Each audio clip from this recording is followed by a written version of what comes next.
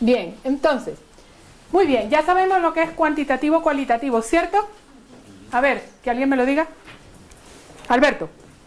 El cualitativo es más para las cosas medibles. Cuantitativo, dice usted. Muy bien. Y el cualitativo es más para las cosas más... Bien, pues.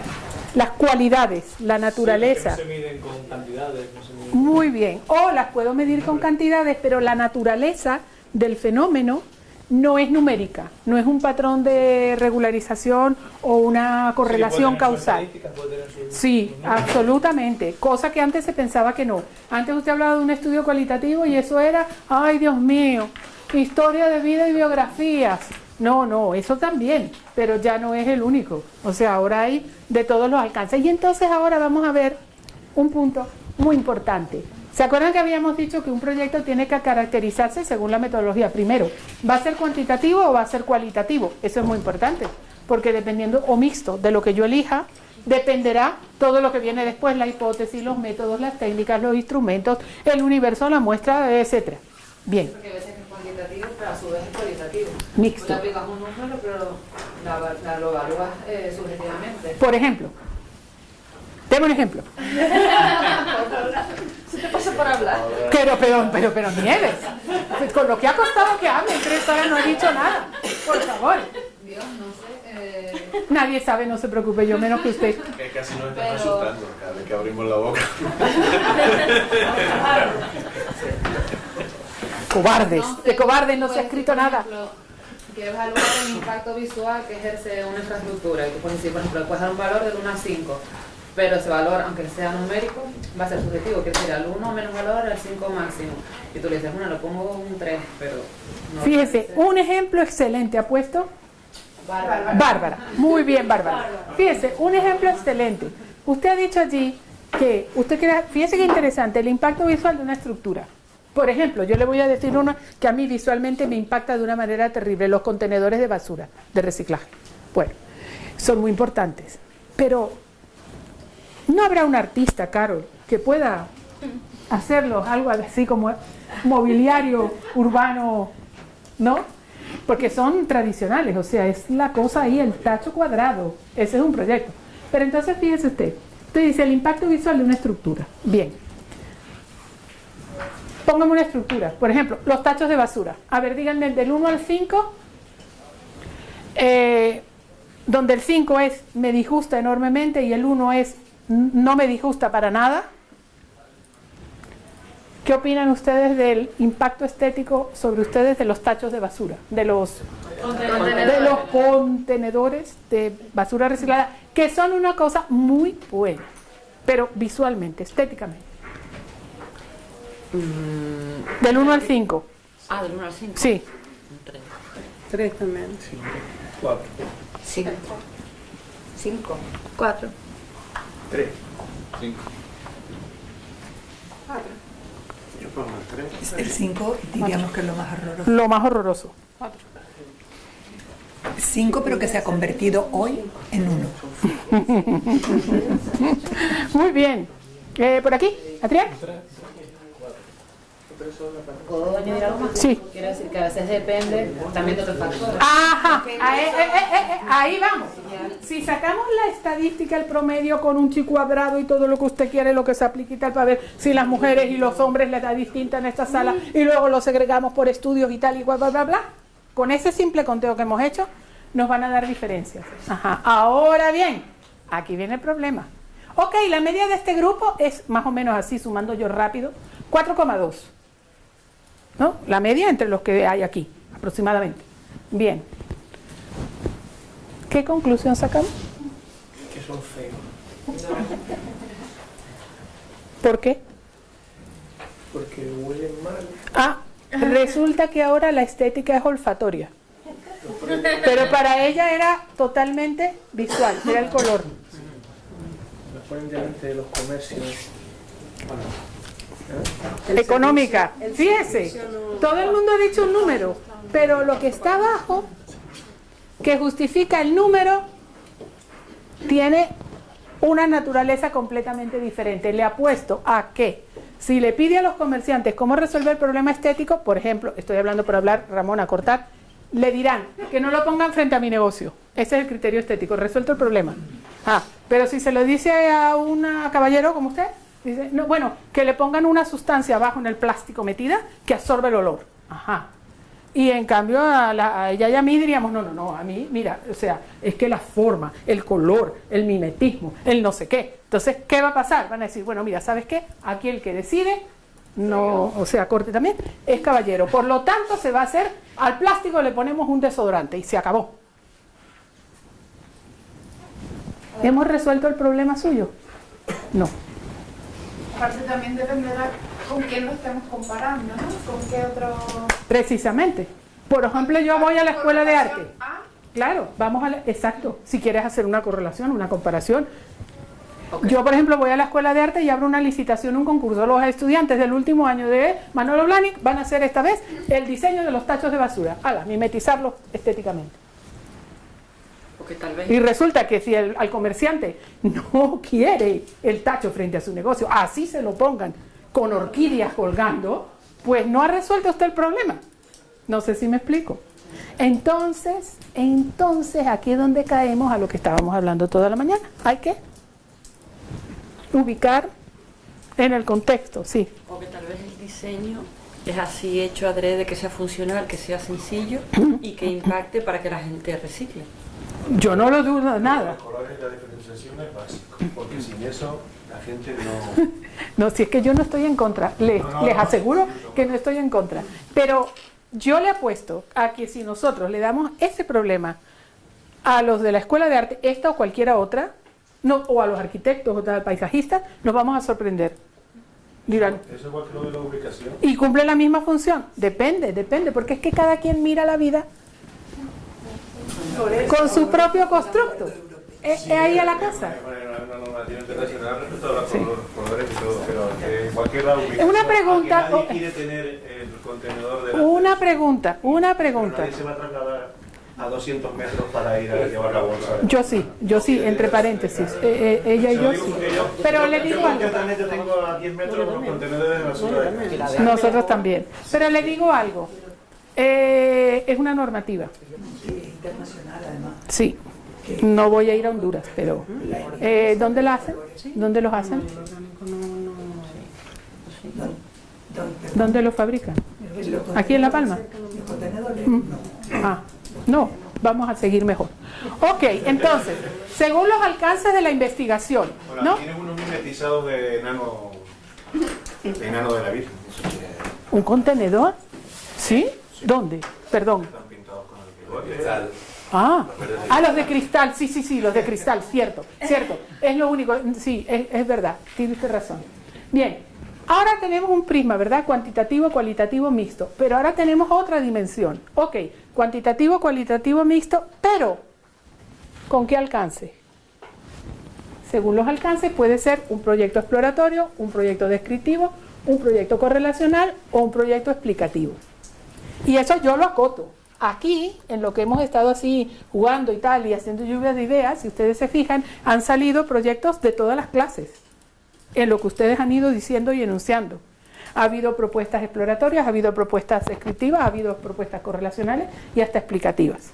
Entonces, ¿qué es un alcance exploratorio? ¿Cuál es la finalidad de un proyecto? Esto yo le doy muchísima importancia al alcance de un proyecto, mucha importancia, porque con una palabra usted precisa todo esto. Fíjese bien.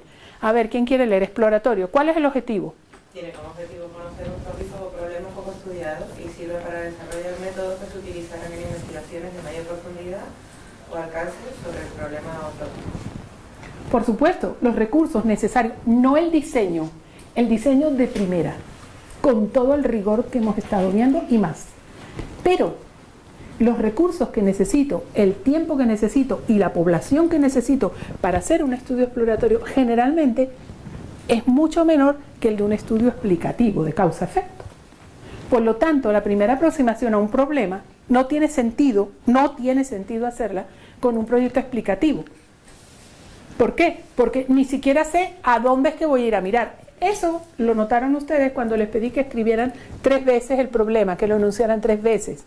¿Me explico? A medida que lo iban enunciando, iban cambiando el alcance de lo que querían hacer, porque iban redefiniendo mejor. Fíjese lo que le pasó a Adrián, si me permite usar el ejemplo, cuando lo del ambiente y el agua y luego ya, no, pero ya va, pero...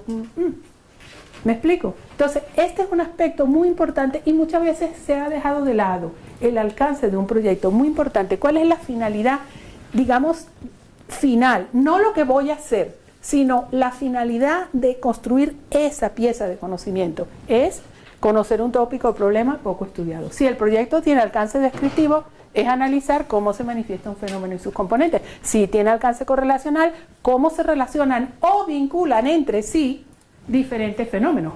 Carlos planteó un problema que anda entre lo descriptivo, bueno, exploratorio descriptivo y correlacional, que era lo que yo le decía antes. Depende de lo que usted, por donde usted aborde el problema. Y si es explicativo, tiene como objetivo analizar las razones, causas o explicaciones. Este tipo de proyectos, los explicativos, generalmente son los estudios que vamos a ver ahora. Eran hasta hace pocos años estrictamente los cuantitativos, ahora hay cualitativos explicativos, pero con distintos métodos y técnicas a los cuantitativos. Y los estudios, por ejemplo, que uno ve que publican una vacuna, un tratamiento, un cáncer que tiene grupos y estudia pacientes o estudia animales y compara estos con aquellos y tal, esos que tienen intervenciones y que tienen grupos de control y tal, y que vamos a ver rápidamente, esos tratan de relacionar los efectos en relación causa-efecto. Y eso, cuando usted dice que algo es la causa de algo, es porque lo es. Si usted zumba el iceberg en el mar de Pekín, es causa-efecto. Si usted lo zumba para allá, para Hawái, es causa-efecto. Y si lo mete en los trópicos y no se derrite, también tiene el mismo causa-efecto. No sé si me explico la metáfora. Causa-efecto es causa-efecto. Es decir, que algo genera otra cosa. Puede ser que no sea directamente, pero porque la cadena de transmisión está en el iceberg, ¿verdad? Pero yo arriba lo veo como directo. Y cada vez que este aparezca, luego aparece este. ¿Me explico? Puede suceder que un día no aparece. ¿A dónde quiera mirar? ¿Me expliqué? Bien, muy bien. Creo que le voy a escribir al investigador hindú y le voy a decir que les ha gustado mucho su metáfora. ¿Les ha gustado, no? Sí, es muy didáctica. Muy bien. Entonces, ¿qué tipo de preguntas uno hace? Vamos a verlas rápido. Por ejemplo, preguntas de investigación. Preguntas de investigación de un proyecto de alcance exploratorio, cualitativo exploratorio. Bien, el problema a investigar es percibido como tal. ¿Por quiénes? ¿Cuándo? ¿Dónde? Carlos. Usted va a meter una intervención y no ha hecho el estudio exploratorio de cuándo y por qué y dónde. A lo mejor se está usando el desempleo como excusa. Es una suposición. ¿Me explico? O sea, a lo mejor la gente considera, porque hay encuestas ya de opinión en ciertos países nacionales, en Europa, a ver si, ¿qué prefiere usted? ¿Tener una fuente de empleo seguro por tantos años o una renta vitalicia? No, es un estudio, o sea, los que están en el área saben que es un estudio. Yo le voy a decir que en los grupos etarios que yo he consultado, cuanto más bajo es, más rápido le piden la renta vitalicia. ¿Cuánto más alto va usted? No, yo no quiero renta vitalicia.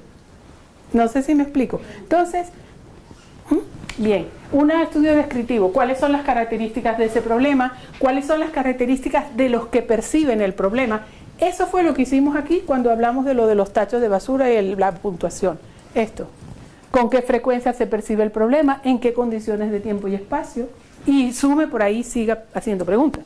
Un estudio correlacional. Pregunta. ¿Está relacionado el problema a investigar con características del entorno natural, social o virtual?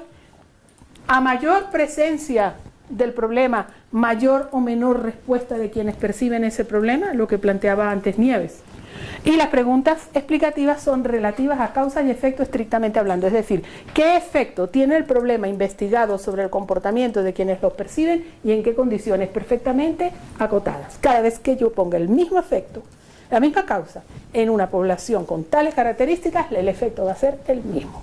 Si yo tengo un medicamento que en los pacientes con cáncer de tal naturaleza, de grado tal, cura el 90% en esta población y lo voy a probar en otra población y me cura el 10%, hay algo ahí que tengo que seguir investigando, porque no es la predicción, no es universal. ¿Se acuerdan de que tiene que tener carácter predictivo? Bien, muy bien. ¿Estamos claros en lo de los alcances de un proyecto? ¿Cuál es el mejor de todos? Cuando yo hago un proyecto, ¿qué alcance le tengo que dar? El que le convenga. ¿Según qué? El problema. Los referentes teóricos previos sobre el mismo, como el amartizaje que íbamos a hacer mi amiga Carol y yo, y los recursos del investigador y el entorno para investigar el problema. O sea, voy a comparar 8 páginas de técnicas de cromatografía analítica para analizar las muestras de suelo de Marte. No hay ninguna. No sé si me explico. Pues no puedo hacer un estudio explicativo por ese camino. Tendré que buscarme otro. Bien. ¿Seguimos? De cualquier forma, lo digo sinceramente y desde la ignorancia. Yo también, no se preocupe. Todos hablamos desde la ignorancia. Oh, sí. No. Sí. Sigo pensando que en términos de ciencias sociales es difícil. Las explicativos. No, en general. Establecer un diseño para una investigación de carácter científico en términos de ciencias sociales, por ejemplo, el desempleo. No es tan fácil. No, lo que yo diría, no le voy a decir que no es difícil. ¿Sabe qué palabra usaría yo? Es poco frecuente. Y es poco frecuente encontrar estudios en ese tipo de asuntos. Exacto. Bien hechos, porque la gente... Cuando usted habla, disculpe, marco de referencia, investigaciones al respecto, bibliografía al respecto. Es decir, es un tema, volviendo al que planteó Carlos, que a mí me interesa, trabajo en una consejería de ese tipo, sí. No es tan fácil. No es fácil. Estoy de acuerdo con usted. No es que sea fácil. La dificultad la pone la poca frecuencia de proyectos bien diseñados en esa materia que sirvan de referente. Razón de más para que el suyo y de Carlos lo sea. Porque puede ser un estudio exploratorio. Sí. Aquí no me voy a echar 10 años de mi vida haciendo, pues no, yo creo que no. A lo mejor 1 o 2 semanas sentado echándole cabeza al asunto y conversándolo, es posible. No sé si me explico. ¿Me explico? No sé si los he convencido, pero es que va a ser muy difícil que ustedes me convenzan a mí de que la hipótesis aquella de que lejos de los centros de I+D+I no se puede hacer ciencia, va a ser muy difícil que ustedes me convenzan a mí. Algún día les contaré mi vida y verán por qué no me convencen fácilmente, ¿verdad, Nieves? Si no, le pueden preguntar al testigo presencial directo. Bien, otra dimensión que hay que agregarle al proyecto es, ¿intervenimos nosotros en el problema? ¿Hacemos alguna intervención? ¿Manipulamos allí el iceberg? Si lo hacemos es un experimental. Si no lo hacemos es no experimental. El 90% de los proyectos de investigación son no experimentales. Y inclusive hay razones éticas en las ciencias sociales. Es más, hasta en las ciencias biomédicas, porque uno a veces se pregunta, el estudio de muchos medicamentos o cuestiones que usan placebo está ahora cuestionado muy fuertemente por los departamentos de ética de muchos centros de I+D+I. Y ahora se habla del efecto placebo y del efecto nocebo. Es decir, usted agarra una muestra, a unos les da el medicamento y a otros no les da el medicamento. Pero nadie sabe en qué grupo está. Eso suena éticamente perfecto. Resulta que hasta ahora se pensaba que el efecto placebo es que si usted sabe que está recibiendo el medicamento, aunque no sea verdad, sus mecanismos inmunológicos actúan sobre el sistema y logra mejorar la respuesta al placebo, a que no era medicamento, y usted se cura, bien, o se mejora, bien. Pero resulta que ahora se ha descubierto que también ocurre lo contrario, es decir, que usted, aunque esté recibiendo el medicamento, si cree que le han dado el no medicamento, empeora. Entonces usted, y se llama nocebo, de verdad, es interesantísimo. Entonces, no sé cómo le explico, ¿ve? Bien, entonces, ¿eso quiere decir que hay que parar la investigación biomédica? No, yo no estoy diciendo eso, lo que estoy diciendo es que hay que analizarlo siempre a medida que también va avanzando el conocimiento sobre cómo hacerla mejor. Bien, Un diseño experimental, ¿qué es un diseño no experimental? No hace experimentos, solamente recolecta información del problema y sus variables sin aplicar estímulos ajenos a los mismos. Casi todos los estudios de ciencias naturales son no experimentales, vamos a estar claros. Y de las ciencias matemáticas, porque construye el objeto. Y de las ciencias físicas, muchas de las grandes investigaciones astrofísicas no son experimentales. ¿Cómo voy a experimentar yo con el suelo de Marte? No sé, bueno, telepáticamente no sé, hasta ahora creo que no. Bien, los diseños experimentales, ¿en qué consisten? Consisten en observar de diferentes maneras el efecto de un estímulo o conjunto de estímulos sobre otros y medir su respuesta. Ustedes no han visto todavía conmigo lo que es variable, lo vamos a ver a continuación. Bien. Y ahora viene pues la última, una clasificación útil. Así es, el estudio no experimental recolecta los datos sin intervenciones. El estudio experimental hay manipulación, por lo tanto hay un grupo control que no la tiene, otro que sí la tiene, y miro yo lo que ocurre. Pero luego hay otros que son los cuasi experimentales, donde, aunque no hay una intervención que manipule, sí pongo un grupo control donde ese fenómeno no esté. Y comparo. Eso se hace mucho en las ciencias naturales. Es un estudio cuasi experimental. Bien. Por ejemplo, un estudio cuasi experimental sería aplicar una intervención respecto al desempleo y evaluar el resultado. ¿Me explico? Bien. O pudiera ser experimental, depende del diseño. Bien. Ahora viene la gran supersíntesis. Porque además del diseño, ¿verdad?, del tipo de intervención, luego viene la aproximación metodológica. Es decir, voy a hacer un estudio cualitativo sin intervención, por lo tanto no se aplica. ¿Qué tipo de aproximación metodológica, de métodos voy a usar? Biografía, estudio de caso, fenomenología, enfoque narrativo.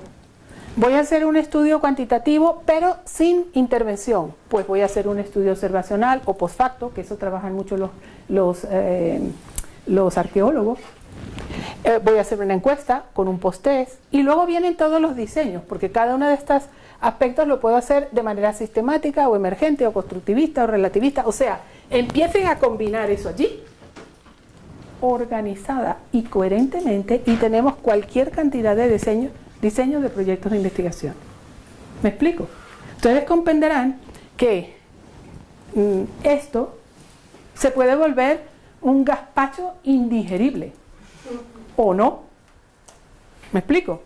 No, yo no sé, pero suena bien, suena bien. Yo he oído como que la tendencia es a lo hermenéutico. Ponle ahí hermenéutico. Y está haciendo un estudio de correlacional. ¿Qué hermenéutica va a haber ahí? No sé si me explico. Entonces, para cada diseño, cada método, cada cuestión, uno tiene que, primero, ¿dónde se arranca uno? A mí esto no me preocupa. Ustedes analicen en la charla cuánto tiempo le estoy dedicando a esta lámina y cuánto hemos dedicado a todo lo anterior. Y no ha sido que es que ando ahora corta de tiempo. No, no, no. Es que si todo esto está claro, esto es lo de menos. ¿Me explico? Muy bien. Entonces, ahora, aquí venía el receso, que ya lo hemos tenido, por lo tanto vamos a seguir. Bien, entonces, les voy a hacer una pregunta. ¿Qué suponemos cuando diseñamos un proyecto? ¿Cómo se llaman los supuestos que yo hago? Exacto.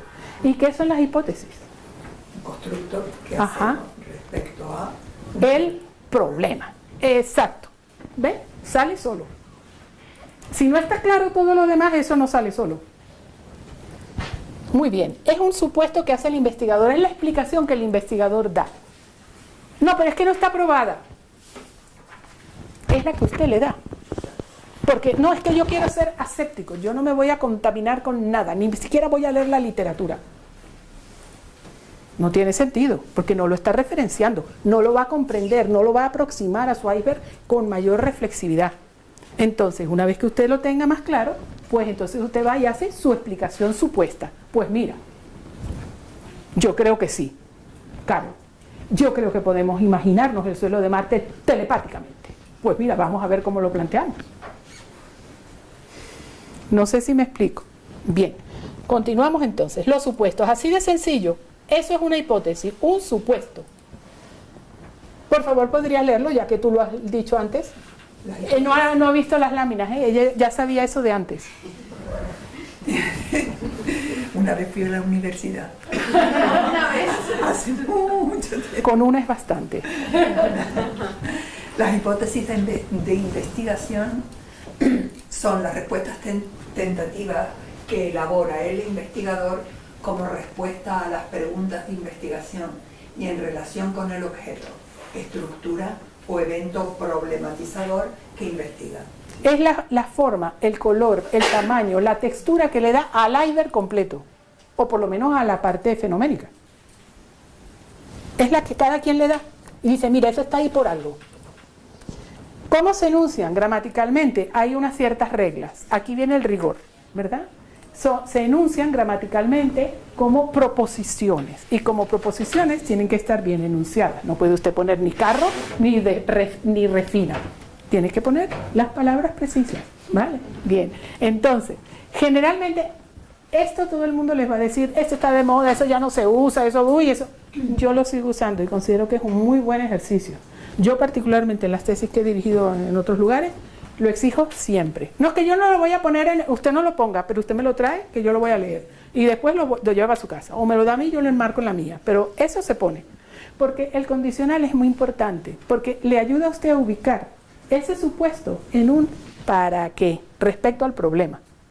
Por eso es un enunciado proposicional condicional. Si ese iceberg tiene tal tamaño, entonces puede ser que su temperatura en el medio sea de tanto. Si ese iceberg tiene tal tamaño, el iceberg es grande. Eso es la descripción de un fenómeno, eso no es una hipótesis. Una hipótesis es una explicación. No sé si me explico. Yo busco ejemplos así que ustedes les hagan gracia, para que no se les olviden. Porque es que cuando uno lo está escribiendo, a veces uno se está en el marasmo de tantas palabras, documentos, ¿sí no? ¿Verdad, Adrián? Que uno dice, Dios mío, ¿qué es esto? Entonces necesita algún referente simple, claro, parsimonioso, elegante.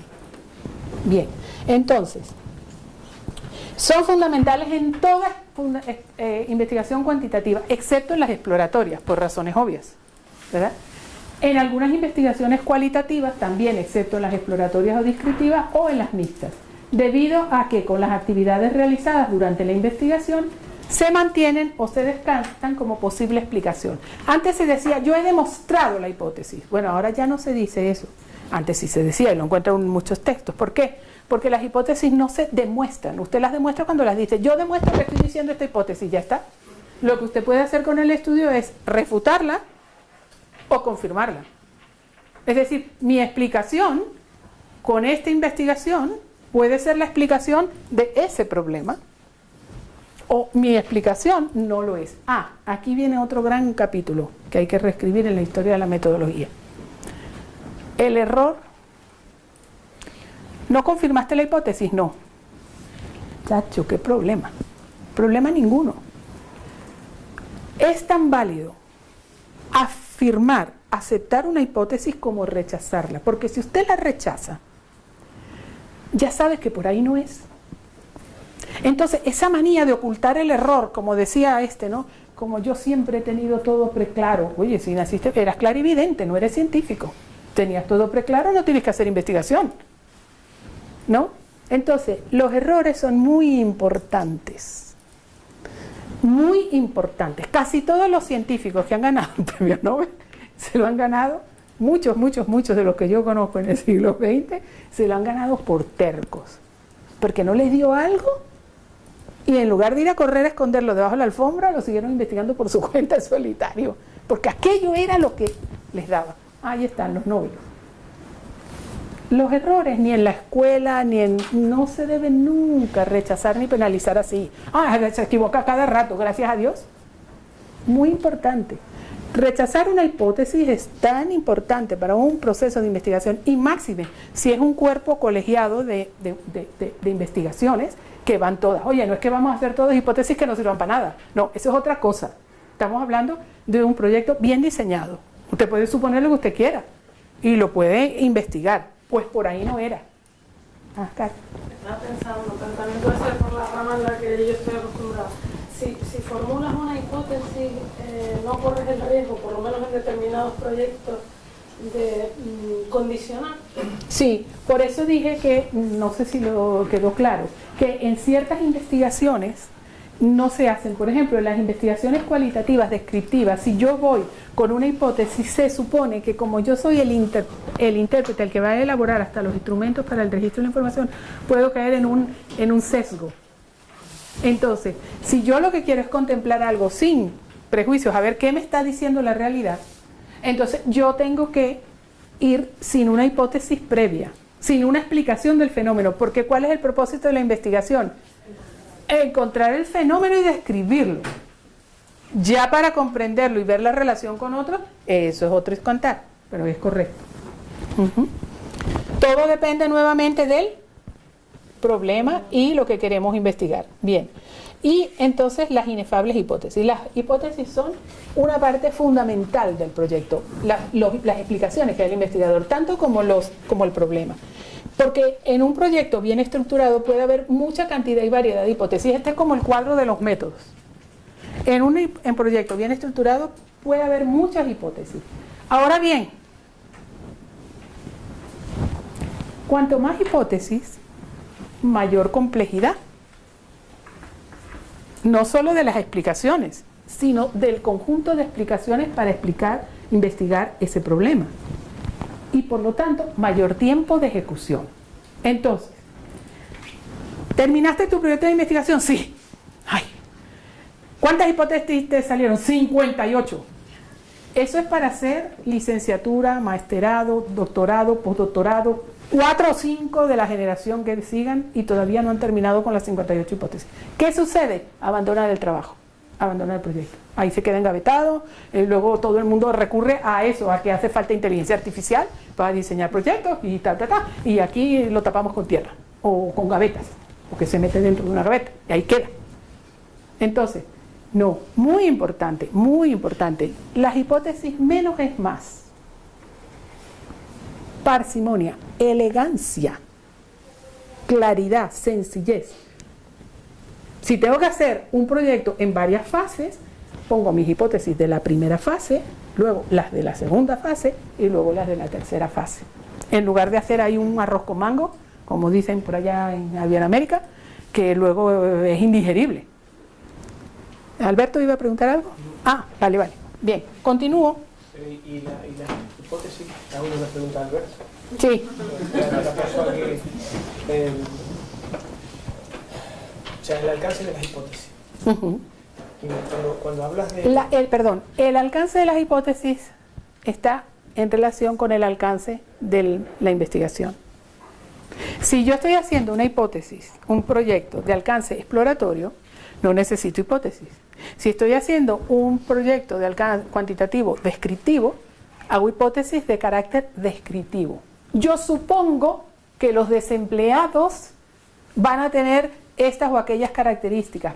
¿Cuáles? Cualquiera, pone ahí cualquiera. No, cualquiera no. Las que me expliquen a mí, yo presuma que tienen una relación con el hecho del desempleo y el consumo, el problema sociosanitario. Tiene que ser evaluable al final. Es decir, una hipótesis es muy genérica si yo digo, poner un techo ecológico para la isla de La Palma generaría empleo.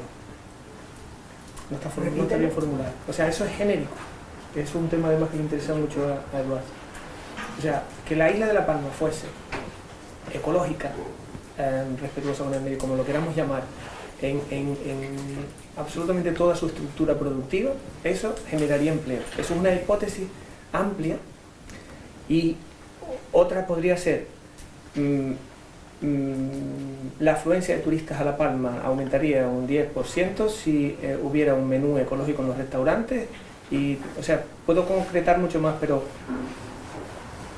lo comentabas tú antes, dependiendo de la profundidad que tenga. Claro, es que no solamente la profundidad. Usted recuerda cuando yo les di los temas para elegir, ¿verdad? El amartizaje, los estudios ambientales, dependiendo, ¿no?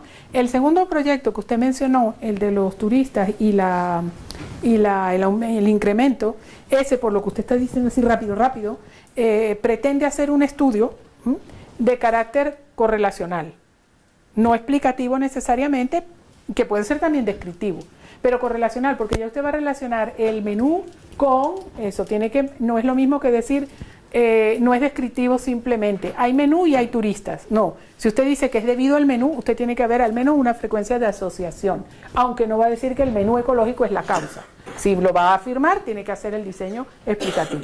Entonces, eso se puede diseñar un proyecto de alcance descriptivo o correlacional, que yo creo que sería el idóneo por la complejidad de la afluencia de turismo. Fíjese usted, porque es que usted, la variable, el iceberg, vienen los turistas, aumentó el número de turistas, usted lo va a adjudicar al menú. A la selección del destino Pero de repente sucede que de donde vienen los turistas, todos los países alrededor están en guerra. No, Dios quiera que no, porque ya hay bastante desastre con eso. Pero bueno, o sea, no sé si me explico. Ahora, usted puede ser un oportunista, que no es el caso, y puede decir, ¿sabes qué? Pues yo me pongo allí la carta del menú, luego digo que me vienen más turistas desde que he puesto la carta del menú. ¡Hala! El menú ecológico aumenta la asistencia de turistas. Usted lo puede decir, pero no es un estudio científico. ¿Me explico? Entonces, ahí hay por simple que parezca, hay una cantidad de elementos que hay que tomar en cuenta. Entonces usted me dirá, ya empieza otra vez, Dios mío, metoditis aguda. Esto va a ser para no parar nunca, este diseño no sale jamás, no. Eso se hace en 3 días. Ese problema del menú y la afluencia de turistas. ¿Qué tiene usted que hacer? Un buen diseño muestral, donde usted pueda adjudicar que las características de los que vienen se relacionan con el menú y no con otros factores que invalidan su supuesto, su hipótesis, porque su hipótesis es que es por el menú. No sé si me explico. Ahora, ponerle un techo ecológico a La Palma es un proyecto, es un problema de gran complejidad. No solamente por el techo ecológico. Yo concuerdo con usted. Yo personalmente pienso que el desarrollo sostenible se basa en eso. Y creo que eso mejoraría un montón de problemas sociales, psicosociales y sociosanitarios. Es mi opinión personal, por lo que he visto en otros países y por lo que he visto que ocurre cuando eso se destroza, que ocurre todo lo contrario. O sea, yo he visto el fenómeno también en reverso. Es mi opinión personal. Ahora bien, para hacer un proyecto así, por ejemplo, aquí en La Palma o donde usted quiera, X lugar, las Azores, donde sea, bien. Fíjese, no es solo la complejidad del techo ecológico que hay que caracterizar, porque allí usted tiene que justificar viabilidad y alcance de impacto de cada uno de los elementos que forman ese constructo que se llama techo ecológico. Primer punto, que es una variable muy complicada. Segundo punto, usted quiere resolver el desempleo, que es otra variable con un iceberg que ni le voy a contar. Entonces, tendría que acotarse allí esa otra variable también, es decir, en quiénes, y ahí hay que acotar y caracterizar. ¿Y cómo se hace eso? Tomando las previsiones del caso. ¿Cómo? En el instrumento de registro de la información, usted tiene que tomar en cuenta algunas preguntitas que tiene que hacer. Porque si no las toma en cuenta, esa información nunca la va a ver, y entonces eso se sumerge. Y usted no va a caracterizar bien cómo el techo ecológico afectó a este conglomerado social. Entonces, ¿que el proyecto es difícil o imposible? Yo creo que no. ¿Que es complejo? Sí. ¿Que se hace en 3 días? No. Eso sí puede llevarle 1 semana o más. O sea, bueno, es un estimado así rápido, ¿no? No sé si me explico. ¿Me explico? Vale. Bueno, entonces, ahora, yo le voy a decir algo.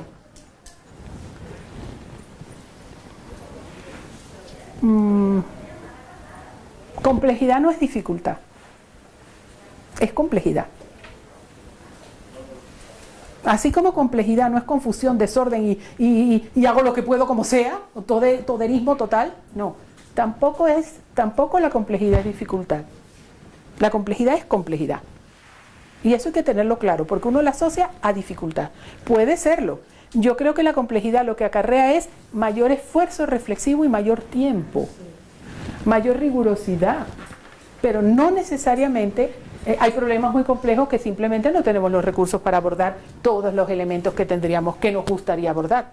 Pero la complejidad no necesariamente es dificultad. Para mí la dificultad estriba, a lo mejor yo soy muy simplista, en la falta de claridad en lo que voy a hacer y cómo lo voy a hacer. Para mí ahí es donde está la dificultad.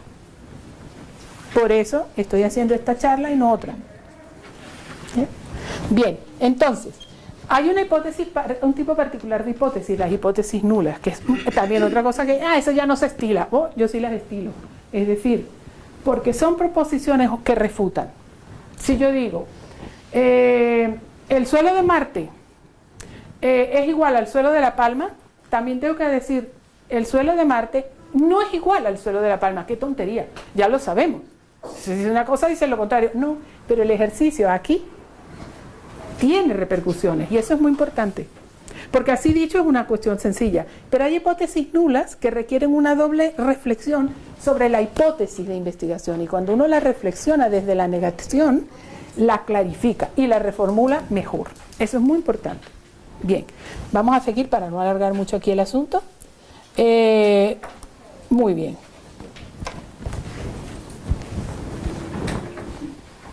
Tipos de hipótesis. ¿Quién dijo que había pocas? Por cada estudio. Descriptivas del valor de variables que van a observarse, correlacionales. Hipótesis que establecen simplemente relación. Si están, no están. Bivariadas, solo dos fases. Si está este y está este. O si está este y este y este y este. O hipótesis que establecen cómo es la relación. Cuando este crece, aquel también. No, cuando este crece, este decrece. No, crece uno y el otro no. No, ahora crece este y aquel no. Son hipótesis distintas, que uno las piensa. Hipótesis de diferencia entre grupos, las que solo establecen diferencias, las que especifican a favor de qué grupo, las hipótesis causales, que son las de los estudios de nivel de alcance explicativo, y la relación entre preguntas de investigación e hipótesis. Las preguntas, Adrián, y las hipótesis. Estudios sobre la deforestación en La Palma. X es el número de hectáreas deforestadas. Dios quiera que eso nunca jamás ocurra, pero bueno. Si las preguntas de investigación sobre el problema fueran, por ejemplo, un invento, ¿cuál será este año el número de hectáreas deforestadas en La Palma? ¿Cuál es el nivel promedio de hectáreas deforestadas por municipio? ¿Hay diferencias entre los distintos municipios? ¿Está relacionado el desempleo con incrementos en la deforestación? Provoca, les pregunto, examen. ¿Este es un estudio cualitativo o cuantitativo?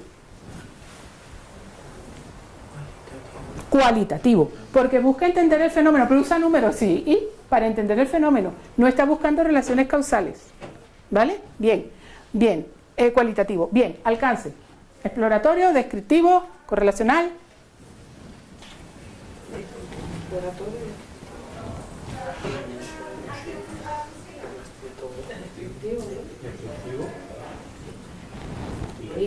Y correlacional. Muy bien, Dios mío, el auditorio es una maravilla. Bien, entonces, algunas posibles hipótesis de investigación sería, por ejemplo, para la pregunta 1. Adrián, ¿cuál es la pregunta 1? ¿Cuál será este año el número de hectáreas deforestadas en La Palma? ¿Cuál es la hipótesis al respecto? La pregunta, la explicación que yo me doy. Las hectáreas deforestadas serán 10% más que el año pasado al final de este año. No es exploratorio, porque ya hay un estudio previo del año pasado. Bien, ahora falta ver si es confiable. Eso es harina de otro costal. Bien, segunda pregunta, Adrián. ¿Cuál es el nivel promedio de hectáreas deforestadas por municipio? ¿Hipótesis? El nivel promedio de hectáreas deforestadas por municipio se ubicará entre 10 hectáreas y 50 hectáreas. ¿Y quién te ha dicho a ti eso? ¿Quién le dijo a usted eso? ¿Por qué dice usted eso? ¿No me va a responder? ¿No habrá entrado usted en pánico? No haga como mi amigo que dice que le pregunte bocajarro así. Pensaba que estaba haciendo una pregunta así de hipótesis. ¿Por qué? ¿Y por qué usted de 10 a 50? Porque tienes que hacer una estimación, tienes que... Exacto, usted me puede decir, pues mire, porque es lo que me parece, o usted me puede decir, porque he leído el marco teórico, porque sé que en aquí, y allí es así, o me puede decir, pues mira, si no te gusta, plantéate tu hipótesis y te haces tu proyecto, lo cual sería muy poco educado. Corte eso también, amor. Muy bien. Entonces, pregunta número 3. Lo que quiero decir es, la explicación que usted le da es su explicación. Usted no tiene que convencer a nadie. Usted lo que tiene que ver si el diseño le refuta o le acepta su hipótesis. Ya está, más nada. Lo que opinen los demás, tan tranquilos todos y con mucho respeto, que faltaba más, que encima no fuéramos a faltar el respeto entre colegas. Bien, entonces el número 3. Pregunta 3, Adrián. ¿Hay diferencias entre distintos municipios en cuanto a hectáreas deforestadas? Y si existen diferencias entre distintos municipios en cuanto a las hectáreas deforestadas. No he dicho cuáles son. Y me puedo poner exquisita. Sí, sí, en Garafía han arrasado con eso. En cambio, en la Sabina, aquello es un bosque. No, totalmente falso. Vamos, yo vivo en la Sabina, por eso lo digo. Y por provocar a Alberto. Pero... La hipótesis nula sería lo contrario. Exacto. Todas estas tienen su hipótesis nula. La hipótesis, las hectáreas deforestadas no serán 10% más que el año pasado. ¿Me explico? Y así sucesivamente. Ahora bien, Adrián, ¿usted ve ahí alguna pregunta que no tenga hipótesis? En principio no, son todos 5. ¿Y pudiera darse el caso que yo tenga preguntas y no hipótesis en un proyecto?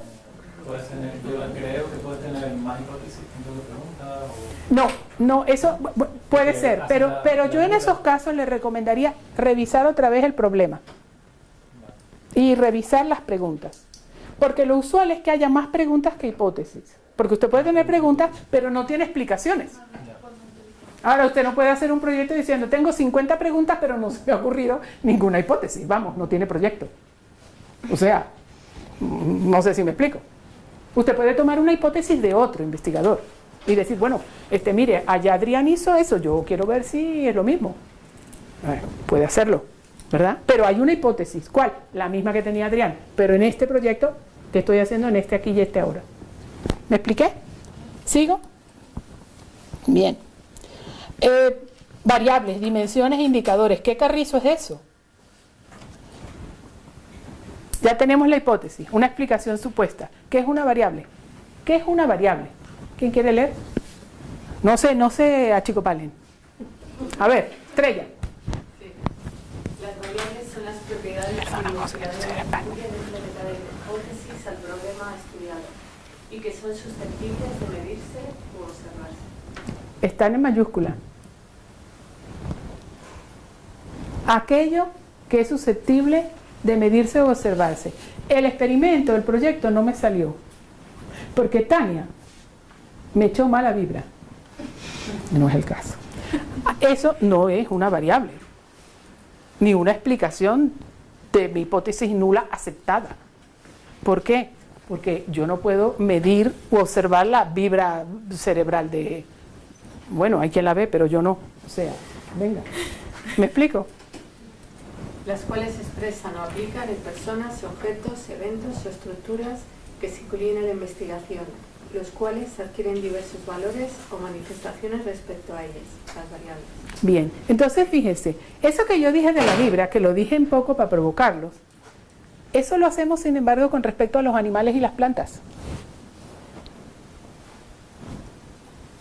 Muchas veces nosotros decimos cómo ellas van a reaccionar sin haber hecho un estudio de campo adecuado. No sé si me explico. O decimos que esto no va a afectar para nada la extinción de una especie, sin tener la menor idea. O sea que, ojo, si es una variable, tiene que poderse observar o medir. Y tengo que hacerlo. Y con eso construyo mi explicación.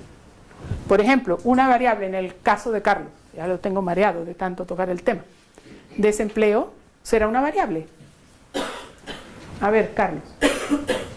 ¿Es una propiedad del problema que usted quiere estudiar? ¿El desempleo? Los indicadores, los índices. No, el desempleo como tal, el concepto de desempleo. ¿Es una propiedad del fenómeno que usted está estudiando? Sí, es el concepto principal. Bien. ¿Usted ha hecho una explicación de por qué algo en relación al desempleo? Yo no la he hecho, pero... Si hiciera un proyecto, la haría. Bien. ¿Y el desempleo puede medirse u observarse? Entonces se puede trabajar. Pero si es algo que yo no puedo medir u observar, como por ejemplo el suelo de Marte, no puedo hacer una hipótesis y decir que esa es una variable de estudio. ¿Cómo la voy a estudiar? No sé si me explico, estoy poniendo casos extremos. Bien, seguimos. Ejemplos de variables: edad, género, motivación intrínseca y extrínseca. Estoy poniendo variables sociales que son importantes en programas y procesos, proyectos de desarrollo, ¿vale? Edad, género, motivación intrínseca y extrínseca, aprendizaje, elementos numerables, todo lo que se le ocurra, número de pájaros, número de alas, número de picos, número de patas, número de plumas, número de parásitos, número de vísceras, número de no vísceras, de crías, de no crías, bla, bla, bla, germinación, no germinación, todo lo que se les ocurra. Bien, rapidez, velocidad, distancia, asimilación de fármacos, de enfermos, de células, de organismos, etcétera, etcétera, etcétera. Y ahora viene una parte muy importante de las hipótesis, de las variables, perdón, que forman parte de las hipótesis. Las variables hay que definirlas. ¿Cuál es mi variable? ¿Puedo seguir usando su ejemplo, Carlos, o ya está mareado? No. Vale, entonces es que yo ya me está dando cositas.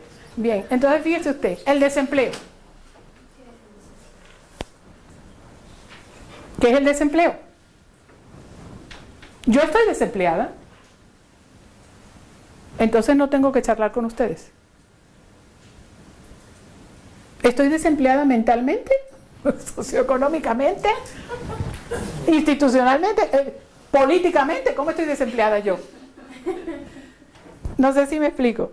Entonces fíjense, el desempleo como variable, el desempleo, la edad, el género. Voy a ponerle un ejemplo clásico. Edad. Voy a estudiar la edad de los sectores no productivos en La Palma. Muy bien. Para ver el impacto de la edad sobre la no productividad. Caramba, ya se empieza a complicar la broma. Bien.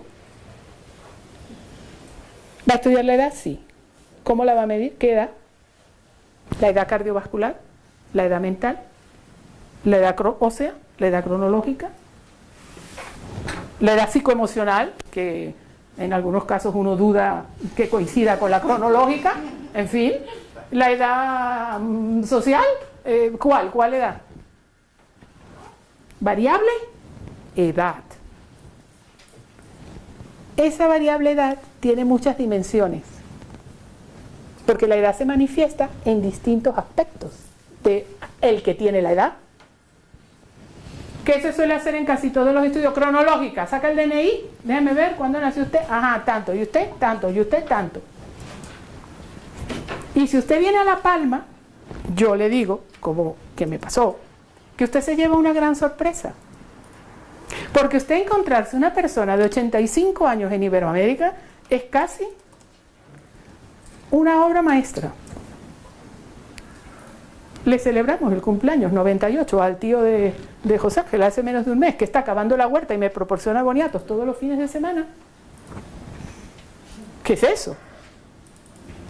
No Alzheimer, no artritis, no buen sentido del humor, no agarra gripe, gracias a Dios. Entonces yo mido la edad aquí. ¿Edad no productiva en La Palma? No, 100 años de edad. Edad no productiva, 55 años, edad de jubilación. ¿Qué pasó? No sé si me explico. Es que los vecinos dicen, esos son unos holgazanes. Ya está, cerrado el capítulo. No, o sea, fíjense ustedes, entonces, una variable, o sea, una cualidad del problema que puede variar y que es susceptible de observarse y medirse, o algo así, puede ser multidimensional. Por lo tanto, yo la tengo que definir desde el punto de vista conceptual. Edad cronológica, definida como el número de años del calendario gregoriano transcurrido desde que nació y aparece registrada en el registro o en el DNI hasta el momento mismo del estudio. ¿Cuándo? ¿Cuando empezó el estudio? ¿Cuando iba por la mitad o cuando terminó? Importantísimo, porque hay aspectos en los que unos pocos meses pueden hacer una diferencia en la variable, en una de las dimensiones de la variable edad. Por ejemplo, una persona que tenga un cáncer, ni Dios lo quiera, pero no sé si me explico, son cositas que uno si las piensa se da cuenta que, mira, esto hay que tomarlo en cuenta, mejor deja ese estudio, no, es para hacerlo bien. Entonces, muy bien, la definición etimológica y conceptual que dentro del marco teórico del proyecto, he aquí otra vez que por aquí sale otra vez el marco teórico, se le va a dar a la variable que estoy investigando. Y entonces se construyen con diccionarios especializados y obviamente con el marco teórico del proyecto. Y luego viene la otra, que casi nunca se hace, la definición operacional, que es qué procedimientos yo voy a hacer para estimar la variable según la he definido conceptualmente. Tomaré el DNI, anotaré el año y día actual, mes y fecha actual, y la restaré de la fecha de nacimiento registrada en el DNI. Listo. Tengo mi variable conceptual y operacionalmente definidas. Salud. Ahí, así es fácil. Esta es una variable que yo le estoy poniendo por razones didácticas, pero obviamente en otros, el desempleo. Ajá. Ahí empezamos. ¿Cómo va usted a calibrar, a hacer la definición operacional del desempleo? Registrado el último DARDE, registrado en el Servicio Canario de Empleo, registrado lo que le digan verbalmente, ¿qué va usted a operacionalmente? Porque luego eso va a incidir, como ustedes se irán dando cuenta, directamente en los métodos y técnicas que yo voy a utilizar. Entonces yo no voy a pedir un aparato de resonancia magnética nuclear para medir la edad ósea, si lo que necesito es la edad cronológica. Por ejemplo, ustedes se ríen, pero yo he visto cosas como esas parecidas. Por eso lo digo. Muy bien. Entonces, ahora aquí viene algo que les puede interesar. La relación que hay entre hipótesis variables y alcances de un proyecto. Hipótesis, ¿qué son qué? La explicación que le da uno, ¿verdad? Por cada elemento del problema. Bien. ¿Variables? Los elementos que conforman parte del problema y de las hipótesis. Muy bien, de las hipótesis que ya es decantado el problema. Bien. ¿Y los alcances? El tipo de proyecto que voy a realizar, si es exploratorio, descriptivo, correlacional o explicativo. Muy bien. Por ejemplo, las hipótesis correlacionales. Una hipótesis correlacional se da en un proyecto de alcance correlacional. Muy bien. ¿Qué establecen? Lo que vimos antes, pero lo vimos deprisita. Asociación entre variables y el tipo de asociación. Aumentan las dos, una aumenta y otra disminuye, o disminuyen las dos. Pero, ojo, el orden de colocación de las variables no es importante, porque como no hay una relación de causalidad, puede ser coaparecen, una aumenta y otra disminuya, pero puede que sea una la causa y otra el efecto, o no, simplemente ambas son el resultado de otra que está allí abajo, que no la he visto, y que es la causa. Puede ser, será. Bien, entonces, ay, ¿y esto qué pasa ahora? Ah, pero qué horror. ¿Otra vez? Ah.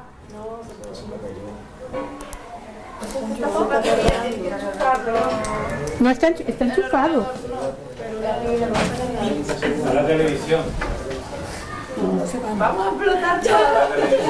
Es la tele. No, pero es la tele. Discúlpenme, el aparato dice 100% carga completa y es una inteligencia artificial. Le creo. Y eso no es una hipótesis. Correcto, correcto. Ahí puede estar malo el registro.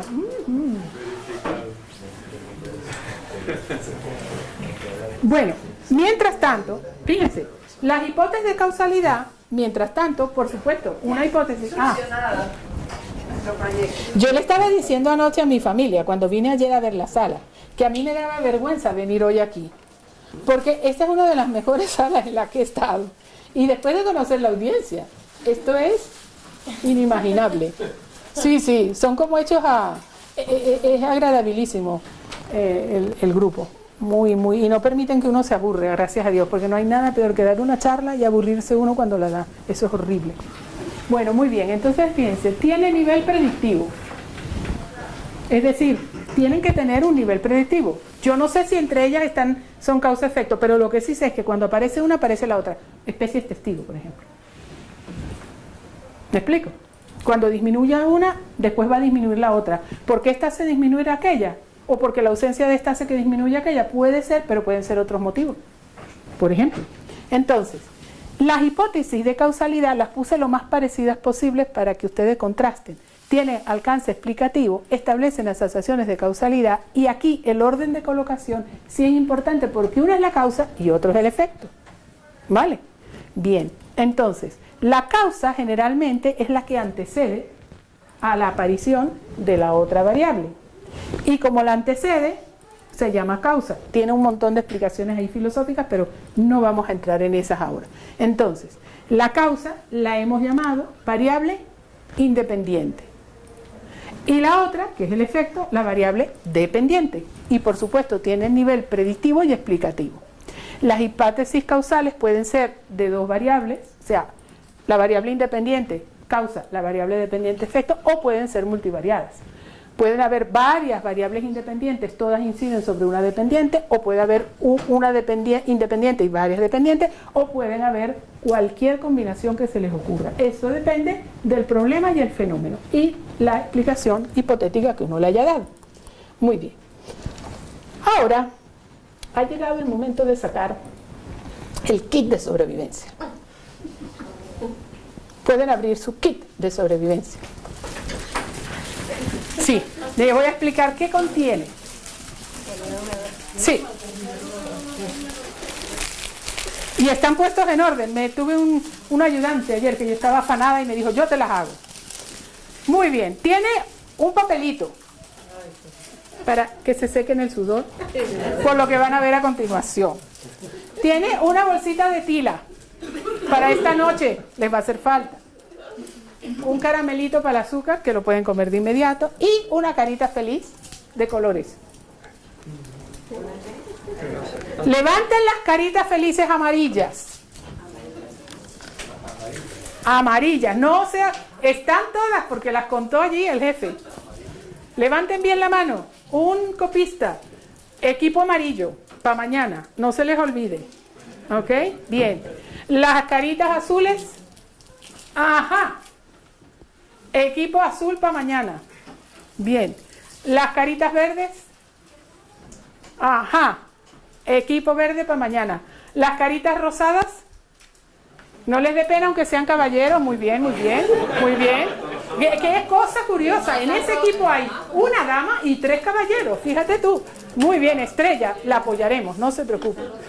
Y los de la carita roja, naranja y roja, porque no tenía suficiente rojo, me disculpan. Bien, eso hacen otro equipo para mañana, ¿vale? Anoten a alguien, por favor, que alguien anote y me pasa uno de cada uno de los equipos, los nombres de los equipos, ¿vale? Porque yo los voy a cotejar con los problemas que me han dado para hacer la actividad de mañana, esta tarde, ¿vale? Para traerlas mañana. Muy bien. Ahora fíjense, ¿por qué digo que de aquí en adelante solo los va? Ah, sí, y también tienen un código QR. Este es llamar a María. O sea, ¿aquí no se usa llamar a María? Estoy tan perdida que voy a llamar a María. ¿No se usa esa expresión? Esa es una expresión muy iberoamericana. No sé qué hacer, pues llama a María. Yo me llamo María. Este es el código QR de CEGICER. En este caso pueden llamar a Nieves. Mejor si la llaman a ella.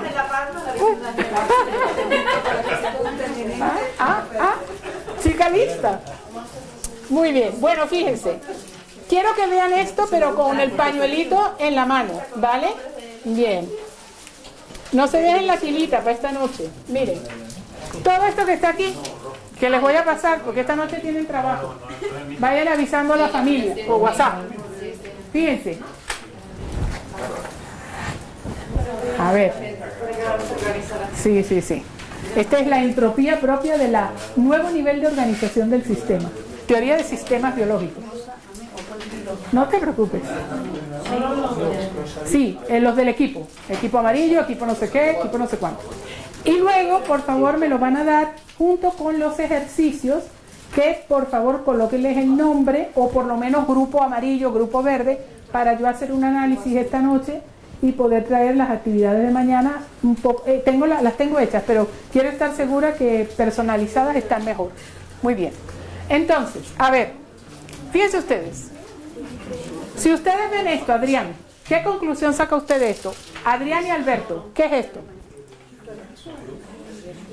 Ajá, muy bien.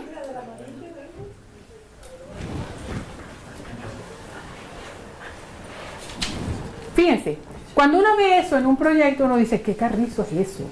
Estas son la nomenclatura que se ha establecido, que no la vamos a ver, solo para que ustedes tengan una idea, de que aquel supercuadro con todos los métodos de aproximaciones y las hipótesis aplicadas solo a un cuadrito de aquel cuadro, puede dar todas estas series de diseños que les voy a mostrar. Como el análisis multiplicario, ¿no? Exactamente. Muy bien. Entonces, estos son para diferencias entre grupos, son netamente hipótesis explicativas, ¿vale? Cuantitativas, causales. Entonces, por ejemplo, ¿esto qué quiere decir? Pues se hacen n número de grupos, se asignan al azar los que van a conformarlos, se hacen 1, 2, 3 o 4 intervenciones con un grupo que no lleva ninguna, que es el control, y luego hago una observación después de la intervención a un tiempo 1 y una observación a un tiempo 2.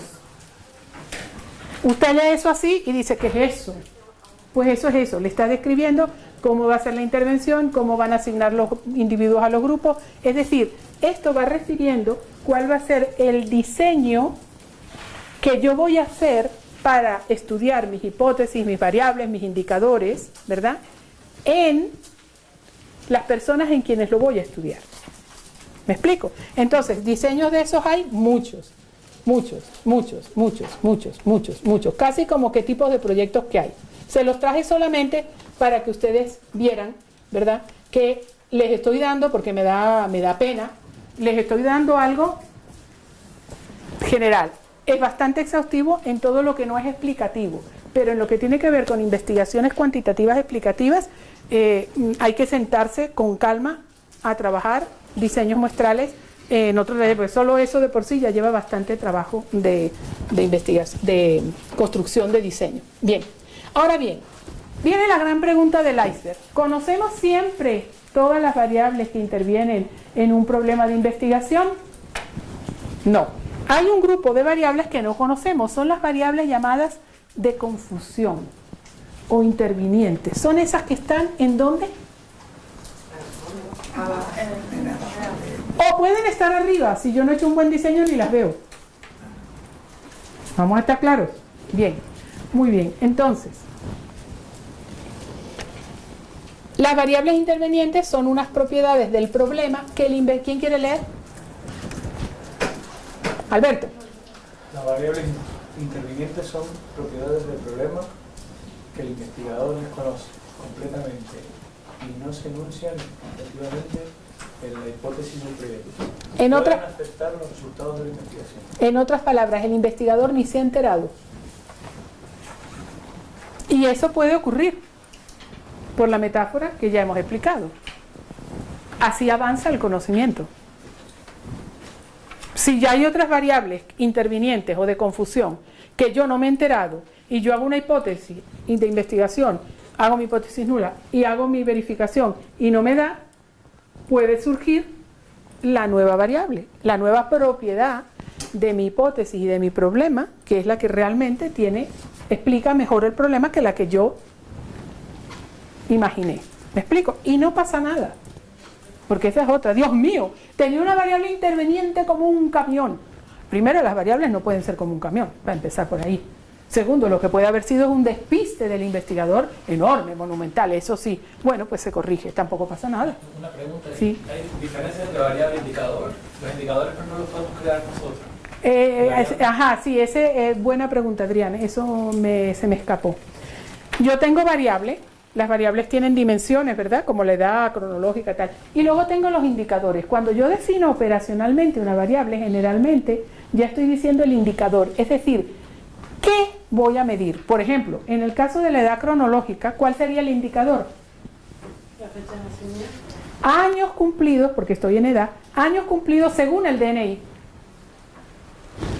No sé si me explico. Si estoy midiendo edad reproductiva, años transcurridos desde o para la menopausia o la andropausia. No sé si me explico, ¿verdad? Entonces, el indicador es aquel componente de la dimensión de la variable que es efectivamente lo que yo puedo medir, ¿verdad? O observar. No nos olvidemos que una variable puedo medirla u observarla. presencia o no. Bien, muy bien. Entonces, las variables intervinientes se deben controlar, aunque las desconozcamos. ¿Cómo las vamos a controlar si no las conocemos? Controlando la validez interna y externa de un proyecto. ¿Y qué es la validez? La confiabilidad. Es decir, ese proyecto explica el problema o las preguntas de investigación las responde. Eso es confiabilidad. Y de una manera científica, con conocimiento real, confiable, coherente. Bien. Ahora, ¿cómo se hace un control de un diseño? Hay un grupo de metodólogos, Edmonds y Kennedy, en el año 2013, hay muchas definiciones de control, pero a mí me gusta esta. Control en el diseño de la investigación es, ojo, mantener algunas variables, es decir, algunos de los atributos que varían de mi problema, de mi hipótesis. Mantener algunos atributos constantes o las condiciones de esos atributos según consideraciones teóricas, de nuevo, el marco teórico, para minimizar la influencia de variables no deseables o que son las intervinientes de confusión. Es decir, yo tengo que mantener algunas constantes. ¿Cómo lo hago? ¿Se recuerdan que cuando les mostré el cuadro de las claves de la nomenclatura para explicar las intervenciones, los grupos control en el cuadro ese grande que vimos ahora? Que les decía yo, ajá, aquí estos tienen la XXX y abajo había uno que tenía signos negativos. Y yo dije, este no tiene la intervención. Ese, asignar un grupo o un individuo control, me permite que si los individuos han sido asignados al azar y yo a todo el mundo le apliqué leche de coco y a un grupo no, y el grupo es perfectamente comparable en todo lo demás, si hay una diferencia entre este grupo y este, yo puedo asumir con cierta probabilidad que se debe a la leche de coco. ¿Me explico? Entonces, una manera de validar, de establecer control sobre algo que no sé lo que es, bueno, eso que yo no sé lo que es, está representado en los que están siendo estudiados y en los que no estoy haciendo estudio. No sé si me explico. A ver, sí, es que no es... a ver.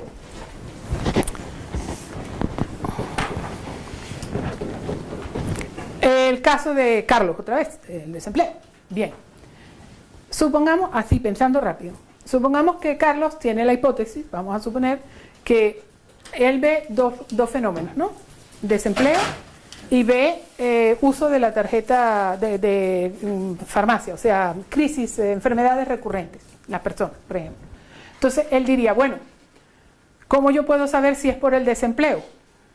Presencia o ausencia. Me busco un grupo comparable en todo, edad, riesgos laborales previos, etcétera, etcétera. Como una muestra. Es un grupo que es donde voy a estudiar el mismo problema, con las mismas hipótesis, las mismas variables, los mismos indicadores, todo igual, excepto que una de las variables no va a estar allí presente, o uno de los efectos, en este caso, el desempleo, ¿verdad? O puedo hacer historia, puedo decir, bueno, mira, vamos a ver cómo estaban los desempleados antes del desempleo y cómo están después, corrigiendo el problema de edad, que es una fuente de invalidación interna. ¿Por qué? Porque fíjese, no te preocupes, desenrosquen el papelito, a mí no me molestan, los ve ahí pobres. Ajá, entonces fíjense ustedes, por ejemplo, vamos, esto es hipotético, ¿no?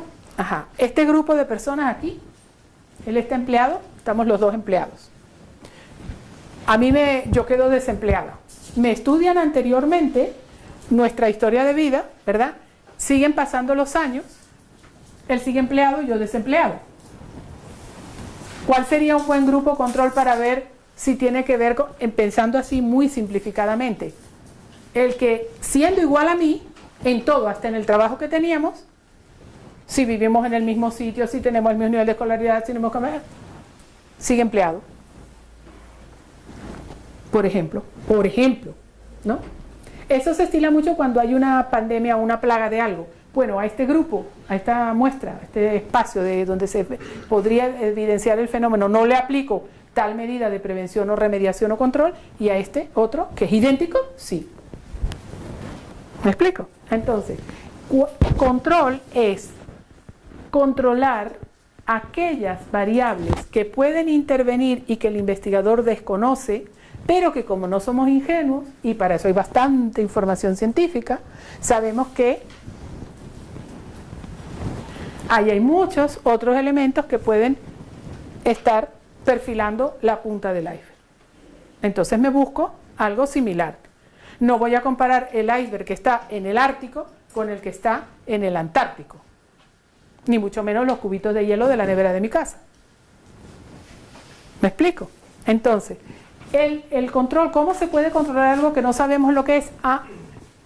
Pensando sobre ello, haciendo un buen diseño que me permita mantener constantes todas las condiciones que pudieran minimizar la influencia de. Entonces aquí viene un aspecto muy importante del diseño de un proyecto, que es todo lo que tiene que ver con universo muestra y unidad muestral, que lo vamos a ver a continuación. No hay que preocuparse. Entonces, ¿qué tipo de control yo puedo hacer? Pues manipulación. ¿En la metodología cualitativa manipulo variables? No. En general. ¿Elimino variables? No.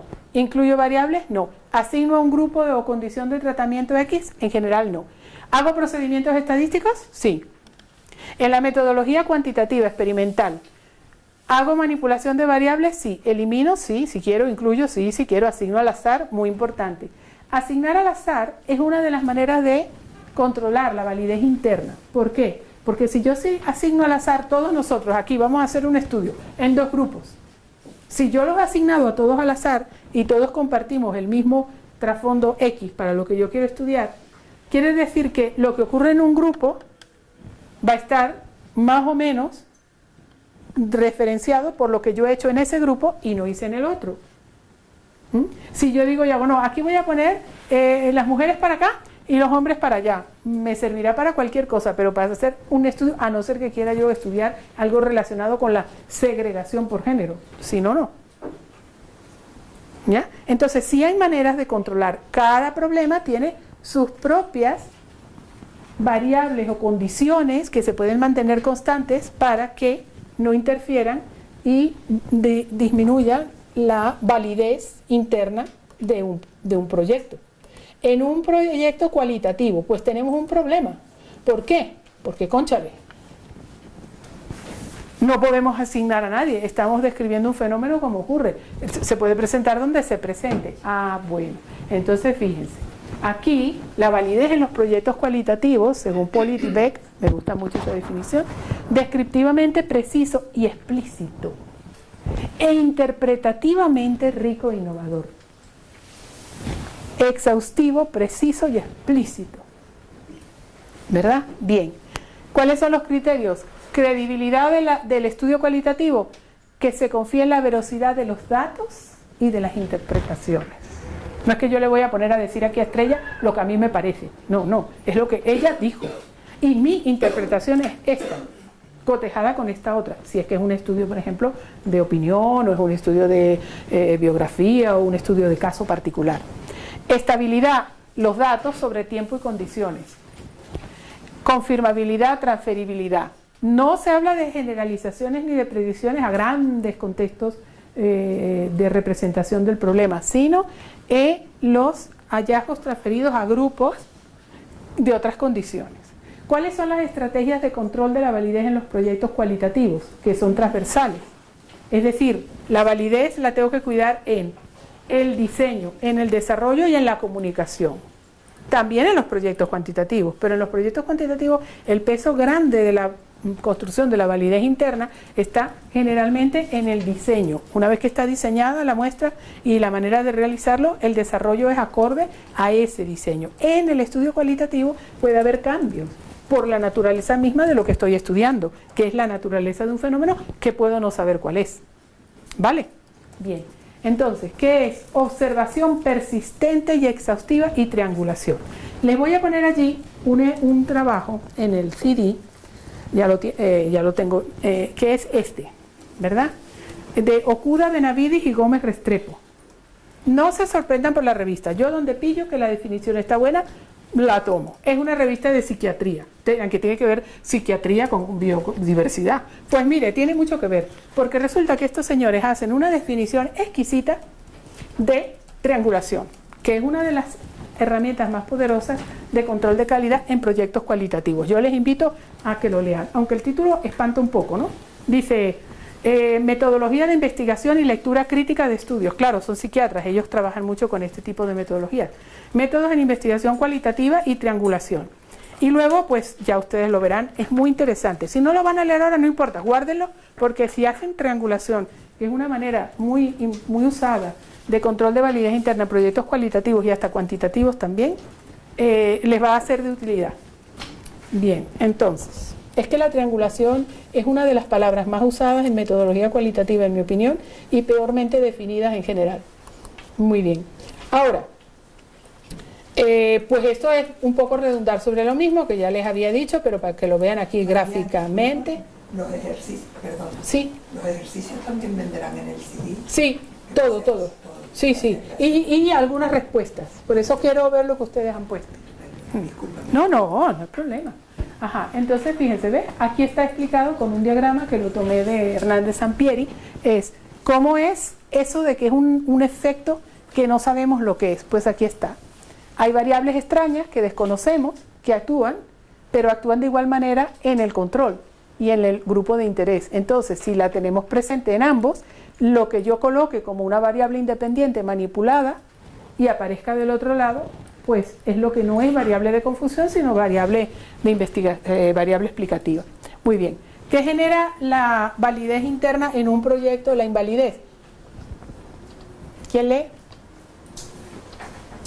Diseño inadecuado. Otra vez, por favor.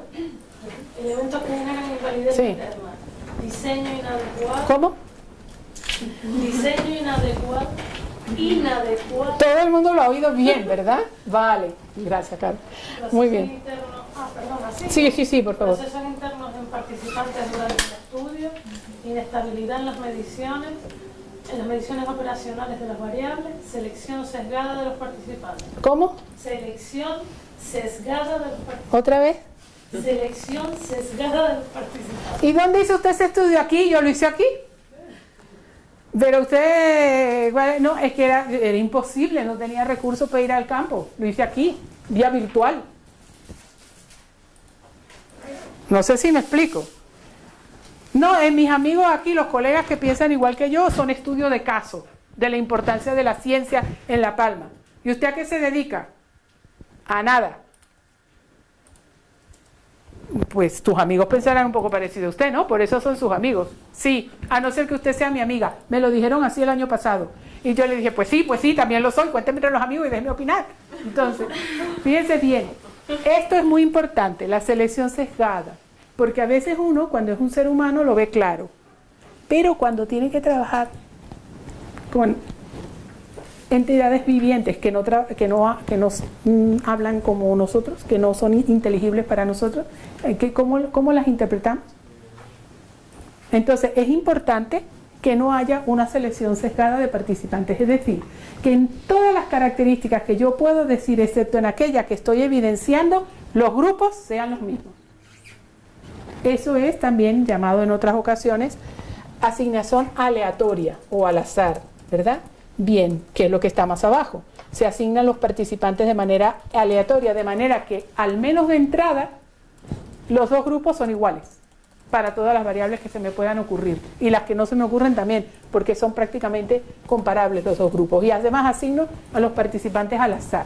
Bien, establecer varios grupos de comparación, 2 como mínimo, y establecer equivalencia en todo, excepto en la manipulación de la variable. Y luego hay otra cosa que es interesante, que es muy importante también, que pocas veces se piensa cuando se diseña un proyecto, yo lo aconsejo, que son los criterios de validez externa, que son la validez externa, es decir, que lo que hemos visto era validez interna, es decir, características del diseño que me impiden a mí, por la propia estructura que yo he hecho de mi objeto de investigación, que sea confiable el estudio. Bien. Pero hay otros factores que pueden ser ecológicos, metodológicos o explicativos, que se llaman criterios de validez externa. ¿Quién quiere leer? Ecológica. Garantiza que el hecho seleccionado representa bien el ámbito sustantivo de realidad que se quería conocer y no es necesario intentar otro. Por ejemplo, la lucha de clases representa bien la estructura social o no, o tal caso concreto explica o no la lucha de clases. ¿O el desempleo? Validez como valor de verdad. ¿La evidencia es real o ficticia? Se utiliza metodología cualitativa y cuantitativa. Es decir, un proyecto cualitativo o un proyecto cuantitativo puede ser de muy baja validez externa si tiene de corte ecológico, si no se garantiza que el hecho representado represente bien el ámbito de realidad que quiero estudiar. Natural, técnica o virtual. Bien. Validez metodológica externa. Garantiza que el método es objetivo, es decir, que obtienen los mismos resultados que el método perfecto y no merece la pena cambiar de método. Validez como correspondencia. Las técnicas para evaluarla varían entre los estudios cualitativos y los cuantitativos. Porque los tipos de métodos que utilizo son distintos y las técnicas, ¿verdad? Bien. Y la última, esta es muy importante, la validez externa explicativa. Algunos lo llaman explanatoria, es un anglicismo, pero aparece así en algunos textos. Garantiza que los conceptos utilizados no son superados en capacidad o riqueza explicativa. Definición conceptual. Validez como robustez. Grado en que un concepto, método o dato es generalizable a otros aún no investigados. Se utiliza metodología cualitativa y cuantitativa. Esta es la base, ¿verdad?, de la capacidad predictiva. ¿Vale? Bien.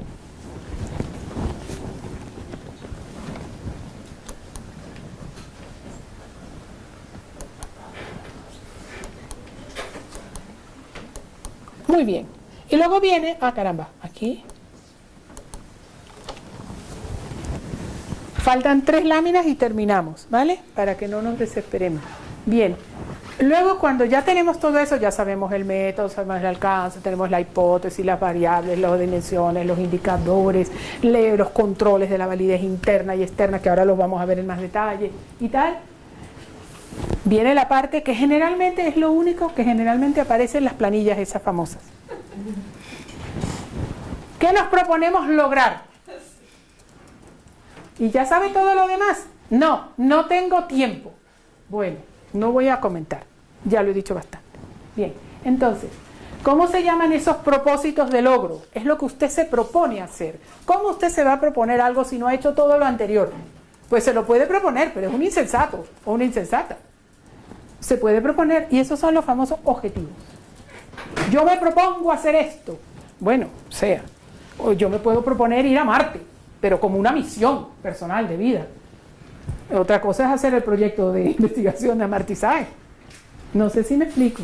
Entonces, un propósito son los objetivos del proyecto. La conjunción de, ojo con lo que voy a decir. Usted le dice, ¿qué es un objetivo? Lo que tú quieres hacer. No. El objetivo es la conjunción del problema, las preguntas, las hipótesis, las variables con sus dimensiones e indicadores.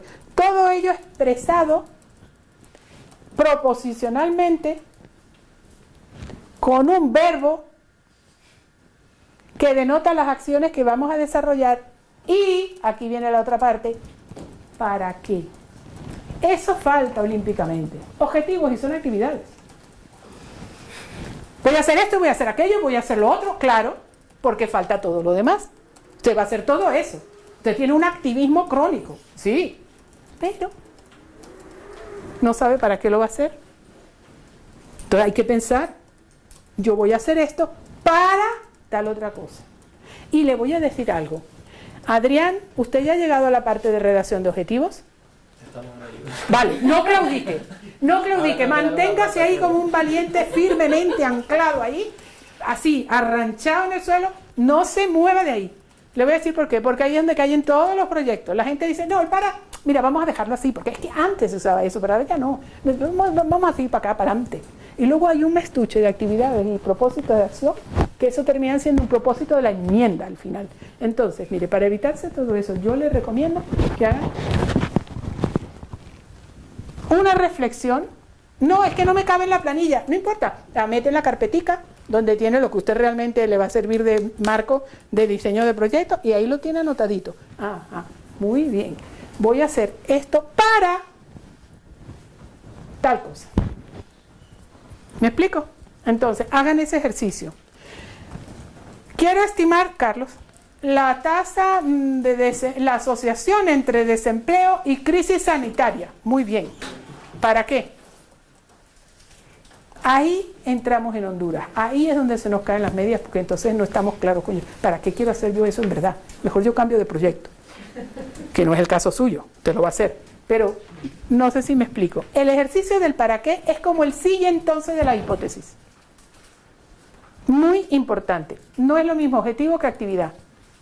El objetivo, fíjense, se los puse hasta en el programa, para que no haya dudas, sombras de dudas. Y le dije a Nieves, si te preguntan lo que es, no les digas. Sorpresa, hasta el día de la reunión. ¿Qué nos proponemos lograr y qué nos proponemos hacer? No es lo mismo. ¿Qué nos proponemos lograr? Es un objetivo. ¿Qué nos proponemos hacer? Es una actividad. Los objetivos tienen actividades. ¿Sí? Bien.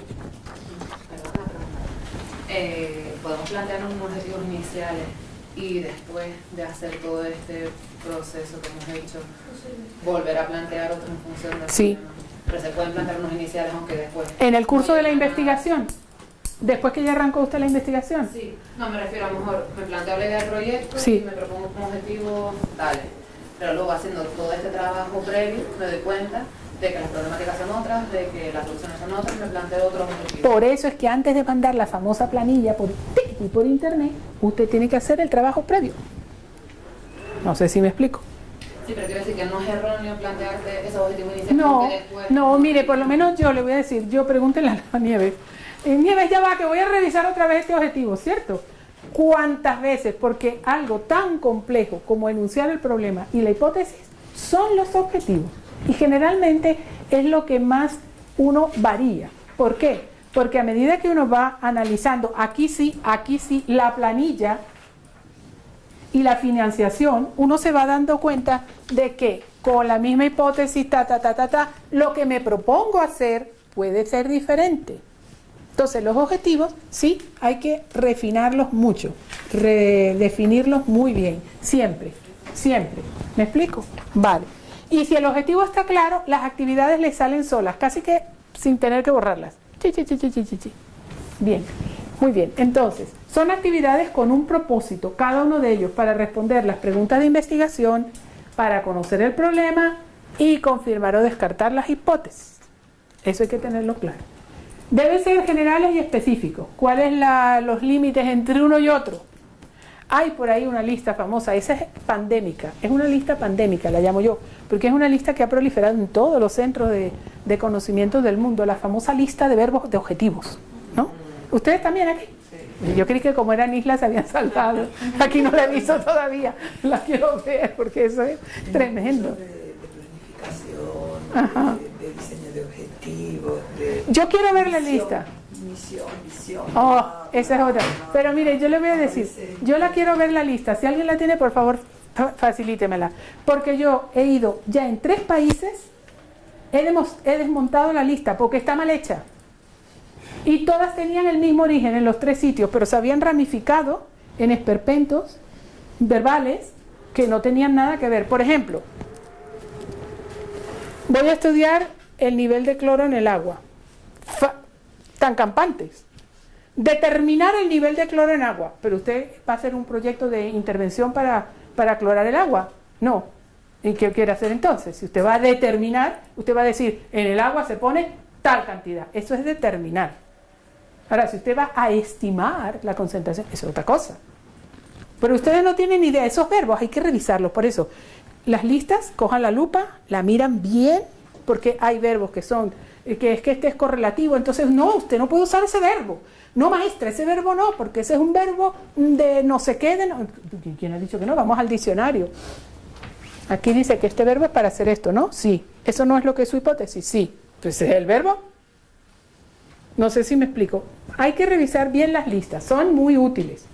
Pero hay que revisarla, porque te digo, en 3 sitios que yo he estado, había horrores en la lista. No sé si es la misma, a lo mejor aquí es la fuente primaria y está prístina y perfecta, pero de todas maneras a mí me gustaría verla.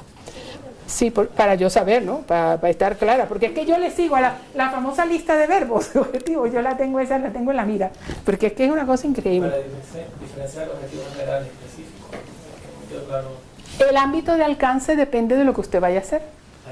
Por ejemplo, el objetivo general del desempleo y tal, y luego los objetivos específicos son todos los propósitos que tengo que acometer secuencialmente que en su conjunto me van a permitir lograr el objetivo general, dependiendo de cuán amplio y complejo sea el problema, las hipótesis, las variables, los indicadores y el objetivo general, pues serán los específicos. Ahora, esto es como las hipótesis.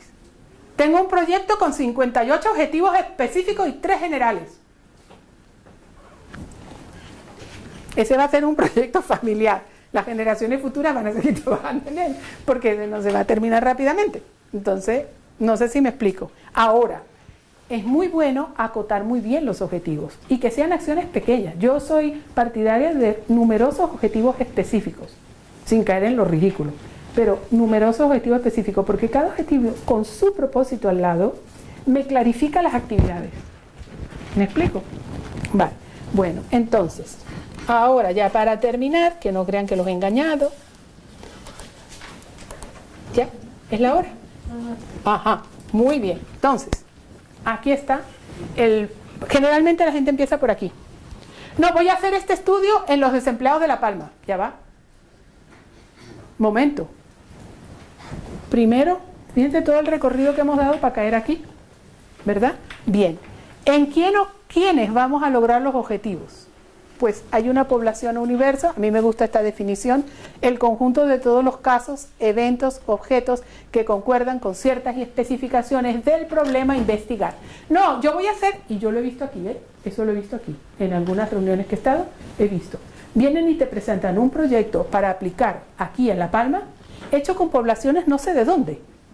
Y uno dice, pero señor, si es que no se aplica. Y entonces yo, como soy a veces ingenua, levanto el dedo y pregunto, oiga, pero es que eso no se aplica.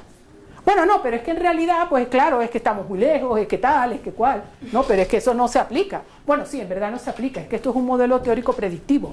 Ah, bueno, pero es que no va a predecir nada aquí y nos va a hacer a todos un mareo enorme. Entonces,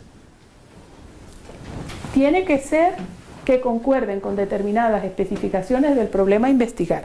Miren, cuando yo hago estas expresiones así, que suenan tan ácidas y que pobre señor Ramón va a tener que cortar ese video en 200 pedacitos, bien, no lo hago con la intención de banalizar un esfuerzo. Lo hago porque estoy recurriendo a lo que se llamaba el teatro de Guiñol, es decir, exacerbar algo, como hacen los mimos, para que a ustedes ese detalle les sirva de regla mnemotécnica cuando estén enfrentados al marasmo de hacer un proyecto. ¿Vale? Me explico, ¿verdad? Pero en ningún modo quiero ser irreverente. Y si lo he sido, les pido disculpas a los presentes y a los ausentes. Bien, entonces, pero yo no puedo aplicar un proyecto, una medida, una intervención, un diseño de caso, un lo que sea, fuera de Los Palmeros. Se lo digo yo, que llevo 38 años casada con uno. Y les puedo asegurar que son distintos. O sea, con todo respeto. Bien, entonces, por lo menos a los navarros. Bien. Entonces, fíjense usted. Déjame acotar. Bueno, entonces, aquí. Bien, luego de la población o universo yo tengo una muestra. La muestra se define como esa porción de la población, fíjense bien, la muestra vendría siendo no esto que yo tengo aquí, sino este pedacito que yo estoy haciendo de esta población, de este universo. ¿Me explico? O sea, la muestra es una porción, puede ser una población, la gente cree que es población humana, no, población de eventos, de constructos, de fenómenos, de lo que sea. Hace falta el mismo símil, tengo que tener un diseño muestral. Entonces, ¿verdad? Una porción que lo representa en todas las características del estudio o no. Si es un estudio cuantitativo probabilístico, representará en todas las características. Si no lo es, porque es un estudio cualitativo y no probabilístico, no tiene por qué representarlo, pero igual tengo una muestra. No es que la investigación cualitativa no hay muestras, hombre, por Dios, ¿y dónde estudia usted? No es que yo estudio teoría fundamentada, pero es que su muestra y su universo son las lecturas del conocimiento. ¿Me explico? Yo hago teoría fundamentada, pero usted estudia, consulta bibliografía, consulta bases de conocimiento, ¿verdad? Tiene un universo de conocimiento, selecciona una población y luego una muestra. Es lo mismo.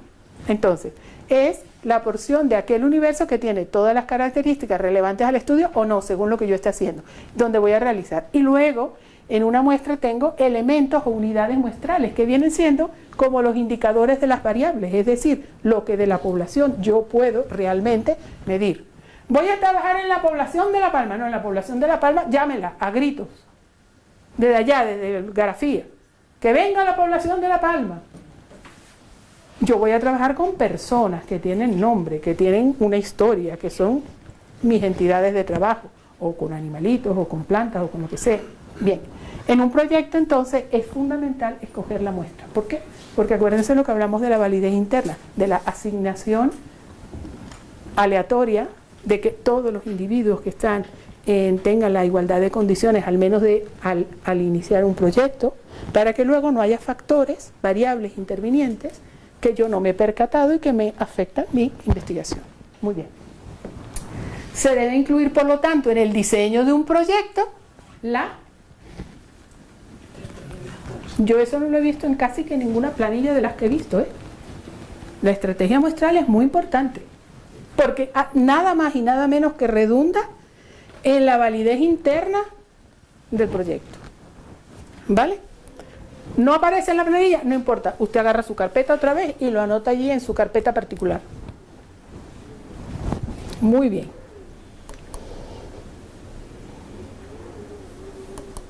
Y aquí viene la gran pregunta. ¿Hay muchos tipos de muestras? Como arroz. Cada una depende de lo que yo vaya a hacer. Puede ser probabilística o no probabilística, según lo que yo vaya a hacer, ¿verdad?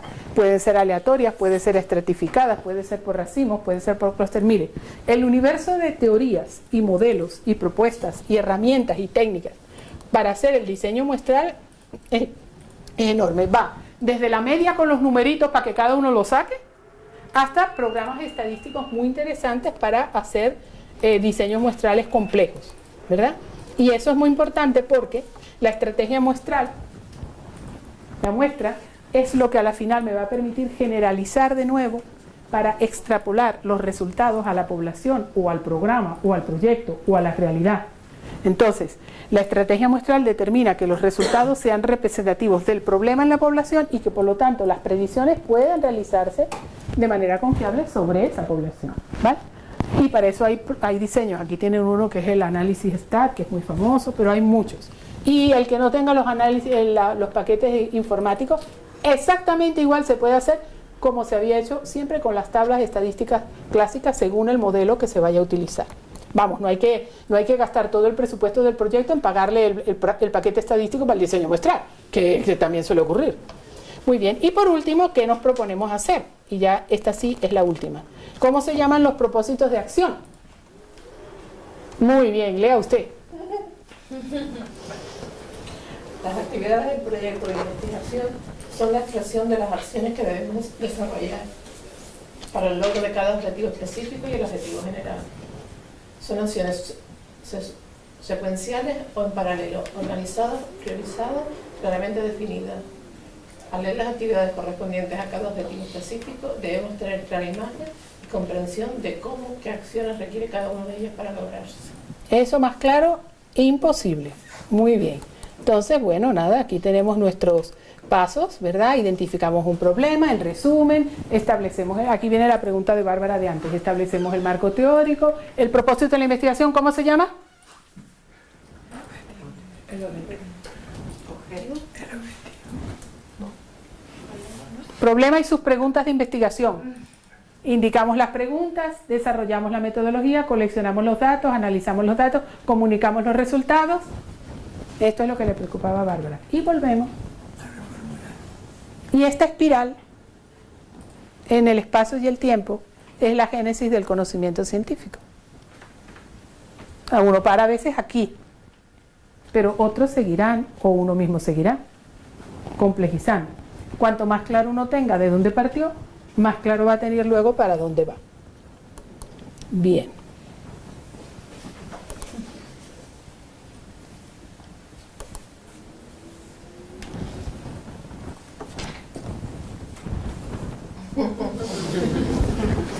Bueno, nos vemos mañana. Pero, ojo, primero tienen que pagar peaje. Me tienen que dar la hojita con los equipos y las respuestas a los ejercicios del día de hoy, por favor. Y además les voy a poner una tarea.